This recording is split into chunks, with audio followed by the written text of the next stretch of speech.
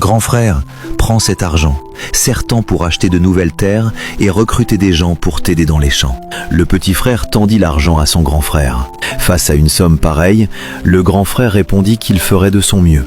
Mais au fond de lui, rien n'avait changé. Son petit frère arrivait toujours en voiture, avec de l'argent, comme s'il venait exprès lui rappeler que lui, le grand frère, n'était au bout du compte qu'un pauvre paysan. Aux yeux des autres, le petit frère était le sauveur du grand frère.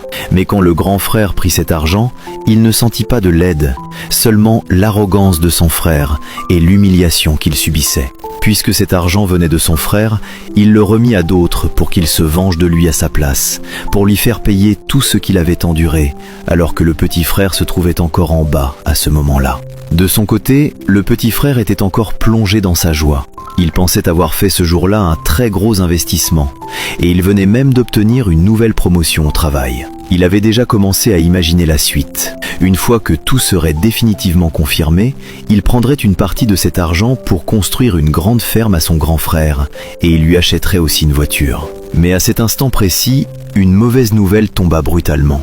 Quelqu'un lui annonça avec beaucoup de regret que le marché était en train de chuter et que son investissement était perdu.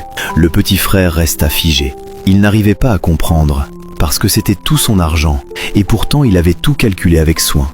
Mais avant même d'avoir le temps de reprendre ses esprits, il dut d'abord aller au travail. Et une fois arrivé là-bas, quelqu'un d'autre lui annonça avec regret qu'il ne remplissait plus les conditions pour obtenir sa promotion, que le poste qu'il devait occuper avait été supprimé et qu'il devait passer récupérer ses affaires dans l'entreprise. Le petit frère s'effondra complètement. Son investissement avait disparu et maintenant, il avait aussi perdu son travail. Il ne pouvait pas accepter tout ça.